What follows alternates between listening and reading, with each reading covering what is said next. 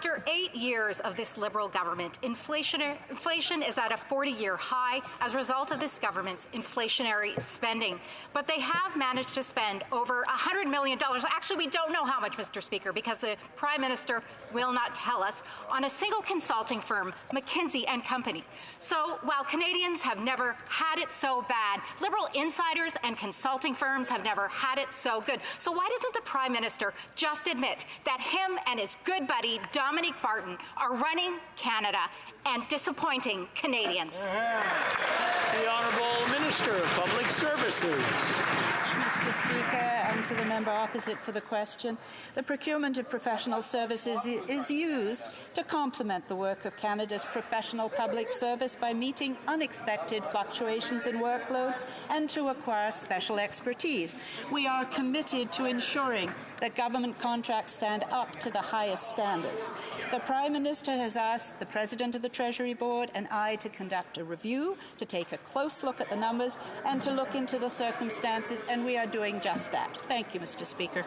Honourable Member for Sherwood Park, Fort Saskatchewan. After 8 years of this Prime Minister, Canadians have never had it so bad, while Liberal insiders like Dominic Barton have never had it so good. Now, Dominic Barton was running a government advisory body while at the same time his company was collecting over $100 million in contracts on the side.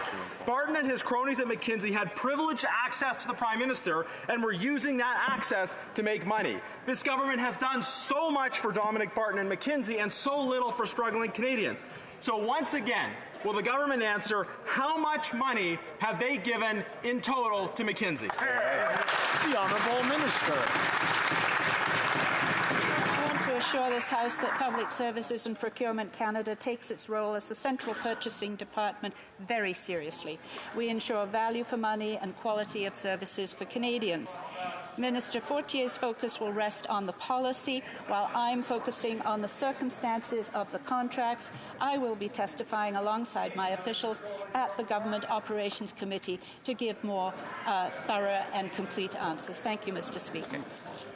I know we're back and we're all excited to be back, but I just want to remind the honourable members, when referring to someone else in the chamber, refer to them by their riding or by the position they hold and not their name. I know we've been away for a little bit and just want to remind everyone. The Honourable Member for Sherwood Park, Fort Saskatchewan. Mr. Speaker, perhaps I can assist the Minister in getting to the bottom of the circumstances around these contracts. The Prime Minister is very close personal friends with Dominic Barton, who is the managing partner of McKinsey. Now, under Dominic Barton, McKinsey monitored dissident social media accounts for the Saudi government, had a corporate retreat down the road from a concentration camp in China, and advised the pharmaceutical company to reward pharmacists for causing overdose deaths. You are the company you keep, and the company that this Prime Minister keeps is called McKinsey. Once again, how much money did the Prime Minister funnel to his friends at McKinsey? The Honourable Minister. To assure the House yet again that procurement contracts must adhere to Treasury Board policies and directives which are intended to ensure that contracts are awarded in a fair, open and transparent manner. Given the volume of government procurement, controls are in place at various levels based on contract value, risk and complexity. Following recent concerns about contracts provided to McKinsey, we're undertaking a full review of all procurements with this company. Details are still being finalized, but the intent will be to verify if these procurements were conducted in accordance with Treasury Board policies and directives. Thank you, Mr. The Honourable Member for Skeena-Bulkley Valley. Mr. Speaker, 2 seasons of travel chaos left Canadians sleeping on airport floors, stranded in countries around the world, and out thousands of dollars. This government has over 33,000 air passenger complaints before it, and the folks who do manage to jump through all the Liberals' hoops are having to wait over a year and a half to have their complaints reviewed. Now, despite all of this, this government hasn't fined the airlines a single dollar for failing to compensate passengers. Why is it that Canada seems to have a minister for airlines, but no minister for air passengers? The Honourable Minister of Transportation. Mr. Speaker, I want to thank my honourable colleague for his question. Our government is committed to protecting passengers' rights. In fact, our government was the first government in Canada's history to pass a bill in this chamber to support passengers' rights. Of course, the last couple of years have been very difficult on the aviation sector because of the pandemic and because of the public health situation.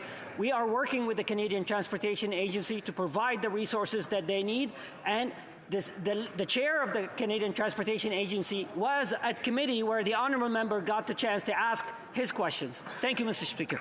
The honourable member for Victoria. Mr. Speaker, Canadians are dealing with the costs of the climate crisis. Well, everyday costs are soaring. People are having to cut back on their already tight budgets, while huge grocery chains and oil and gas companies make billions. A windfall tax would force these rich CEOs to finally pay what they owe. With this